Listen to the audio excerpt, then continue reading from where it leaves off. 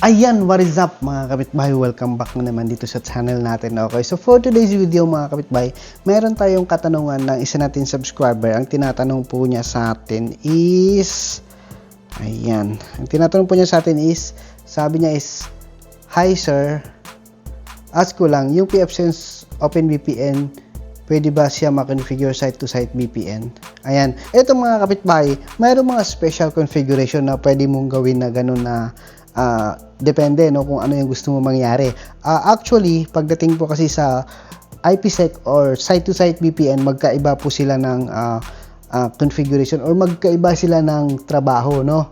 For example, mga kapitbahay, etong si IPsec or site-to-site VPN, eto po, kino-configure po ito gamit yung mga high-end or enterprise router like naka-public IP or naka-static public IP yung internet mo. So, ang ginagawa po nito is kino-connect yung main office, branch office, at saka yung mga remote offices like for example, main office, office branch 2, office branch 3, kino-connect niya yung buong network. Hindi mo na kailangan kasi 'di ba sa OpenVPN kailangan mag-set up ka ng OpenVPN server sa main office, tapos dun sa pinaka branch office, lahat ng PC kailangan mong installan ng client OpenVPN software para makakonect sa OpenVPN server. So, si IPsec or si site-to-site VPN, ang trabaho po nun is kino-connect niya directly ang network as one. Like, for example, once na nakakonect na, like, nakakonfigure na yung isang phase 1 dun sa main router sa main office, tapos nakakonfigure din yung phase 1 dito sa branch office, so buong network na po yun, hindi na siya individual.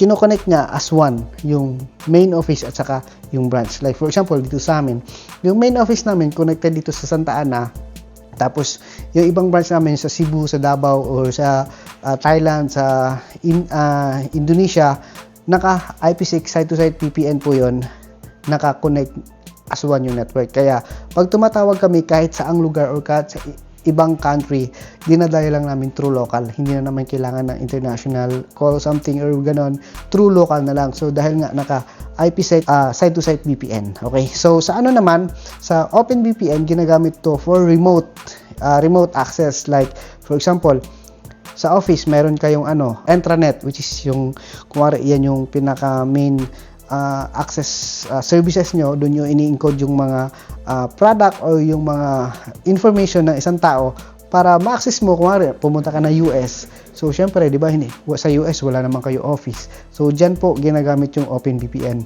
or dyan po ginagamit yung WireGuard na remote access or protocol access gamit yung OpenVPN. So i-install mo lang yung OpenVPN dito sa PC mo, tapos right click, connect, makaka-connect ka na sa office network gamit lang yung laptop mo na yon. Secured tunnel, so secure na secure, walang makakakita, kaya pwede mo na ma-access yung intranet local server nyo gamit yung OpenVPN. Okay? Unlike na kapag naka IPsec or site-to-site VPN ka, may office ka sa Pinas, tapos may branch ka sa US, magko-connect yung dalawang buong network. Alright? So sana nalinawan po kayo. So ganito po yung sinasabi niya. Ganyan. Ayan o. Okay. So, site-to-site VPN connects branch office to headquarters. Tapos, ayan. Ito po yung mga key difference niya. So, sa scope, mas mabilis pa rin talaga yung IPsec. Yan, kung nyo mapapansin. Kaysa dun sa OpenVPN. Ayan. Alright. Site-to-site, yan. Marami po yan. Basahin na lang po nyo. Yan po yung explanation yan. Okay? Alright. Ayan. Okay, maraming mga VPN, remote VPN access, like for example, WireGuard, Tailscale, yan po, magkakaparehas po yan. Yan, so OpenVPN. Okay, so, ang pinaka explanation lang po talaga is ganun lang, very basic po, no?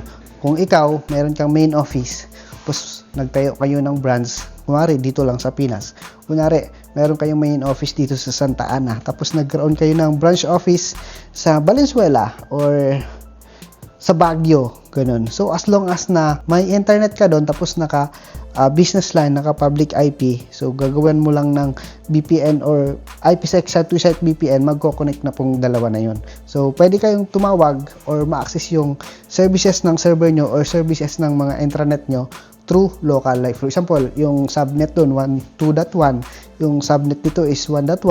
So, yung 2.1 o 2.10 na yun, ma-access mo yun dito. Type mo directly, ma-access mo na yun dito sa Santa Ana office mo kasi naka IPsec site-to-site VPN po kayo. Alright? Sana nalinawan po kayo. Sana naintindihan po ng tropa nating IT na nagtatanong kung possible nga ba yun. Okay? So, mayroong bagong VPN like WireGuard dito sa bagong PFSS natin. Saka dun sa Microtech router, meron ding WireGuard. So, napaka-basic lang po i-configure nun. Okay? So, palagi lang yung tandaan palagi na kapag nag-IPsec kayo, matik, naka-static public IP ka. Kasi kung naka-residential ka, hindi po tatagos yun kasi naka-block yung port nandun mismo sa ISP provider natin. Okay? Ganun lang kasimple, no? Yan. Palagi yung tandaan na dapat ang services o yung internet nyo is may static public IP kasi required po yun kasi open port dapat. Alright? Kung gusto mo ng free, pwede ka mag-tail-scale pero limited lang ang pwede mong gawin. Kung gusto mo talaga na maganda, OpenVPN, depende yun kung anong klaseng firewall ang gamit nyo. Halos lahat meron. Ang WireGuard, yan, marami din ngayon yan. Latest na rin po yan. Lumabas na rin po lahat yan sa mga firewall. Pwede nyo gamitin. Okay? Pero, para sa akin, kung itatanong nyo, pagdating sa pfSense or sa Microtech, OpenVPN or WireGuard, goods na goods po yun. Okay? Or IPsec site-to-site kapag office to office. Pero pag office to users, OpenVPN or WireGuard. Alright, so maraming salamat. God bless and peace. Sana po may natutunan kayo for today's video. Maraming salamat, no? Waiting po ako o mayroon tayong isang project na inaantay. Inaantay lang natin yung mga gamit. Yan, magbo-vlog po tayo doon para i-share ko sa inyo kung ano yung mga ginagawa natin. Kasi meron tayong bagong project na isang parking. Maglalagay tayo ng mga IP cameras. Ayan, tapos gagamit tayo ng, nagdedepende pa yun kung gagamit kami ng fiber, kung papayagan kami ng barangay lumatag sa kalsada or P2P na lang kasi bumili din kami ng power beam na ano ba yun? Malaki. Yan, na Ubiquiti para yun gamitin. Alright, so sana stay tuned lang kayo. Marami tayong vlog or marami tayong technical vlog para sa inyo para ma-share, para ma-inspire kayo na pumasok or ma-inspire kayo na maging network engineer or magiging IT. Alright? So, let's go. Thank you so much. God bless and peace.